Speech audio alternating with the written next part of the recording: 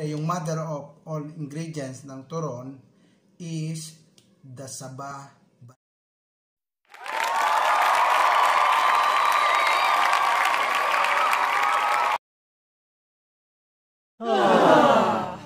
Hello guys!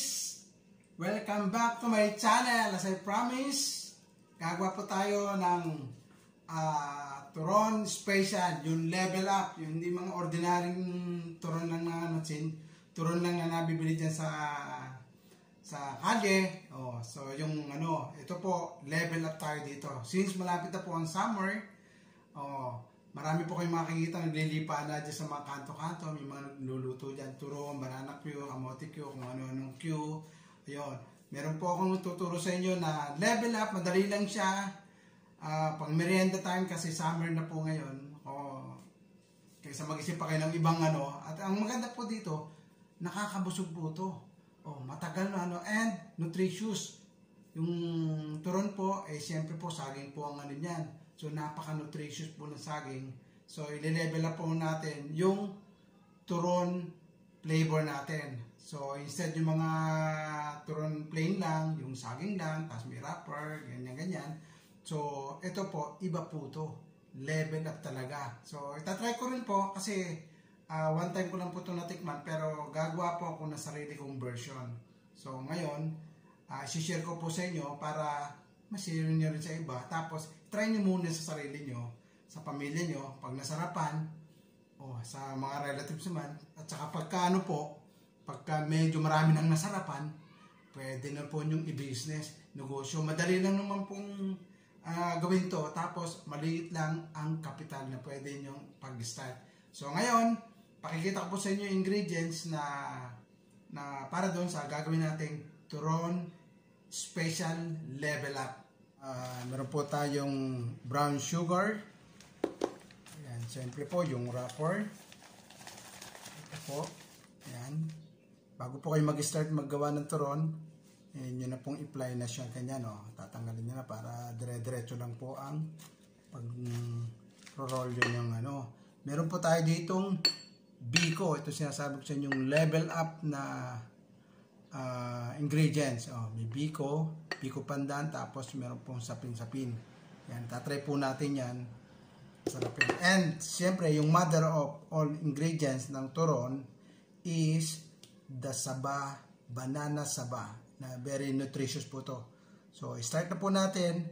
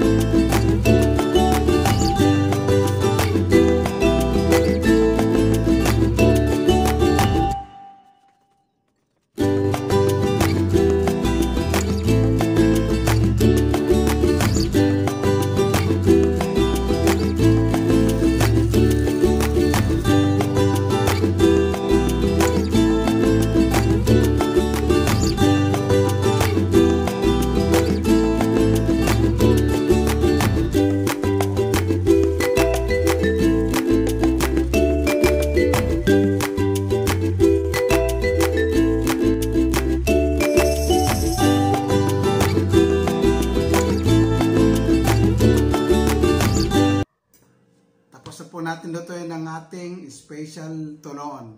Level up turon. So, titingnan po natin kung gaano siya kasarap. Titikman natin. Hiwain po natin. First, this one.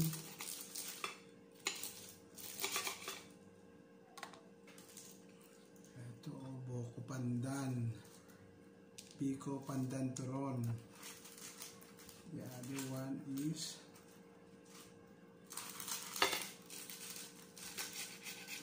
mainit-init pa. Ayan.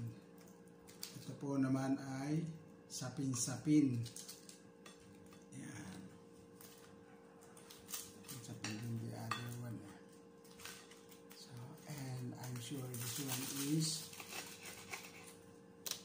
my favorite. Ayan o, biko. Biko turon. Ayan. So, titikman muna natin. Ito muna. Kung gaano kasarap.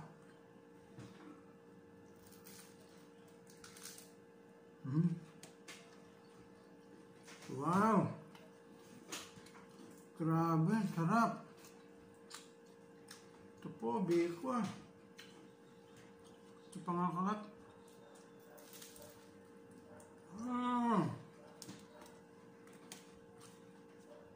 Grabe. Biko. Sarap. May isa po, ito. Sapin-sapin, may violet yan, tatlong color. Oh. Titikman din po natin. Para tingnan natin kung ano ng mga mas masarap.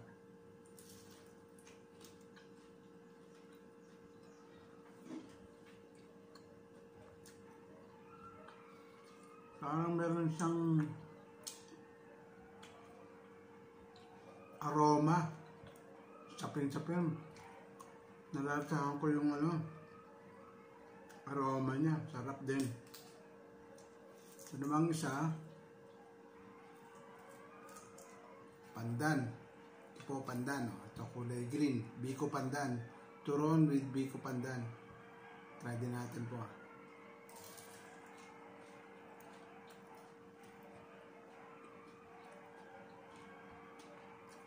Okay lang siya. Sarap din.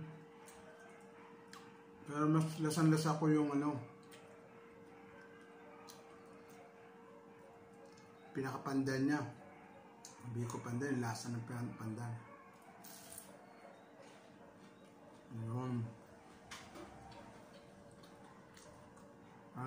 Ma-aroma siya. Masarap. Siyempre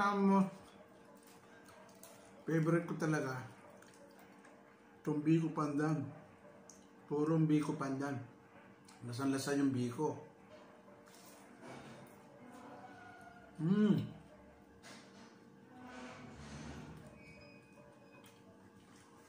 Kain muna ako ng turon. Sobrang sarap. Next vlog na lang po ulit. Tayo magkita-kita. Bye-bye!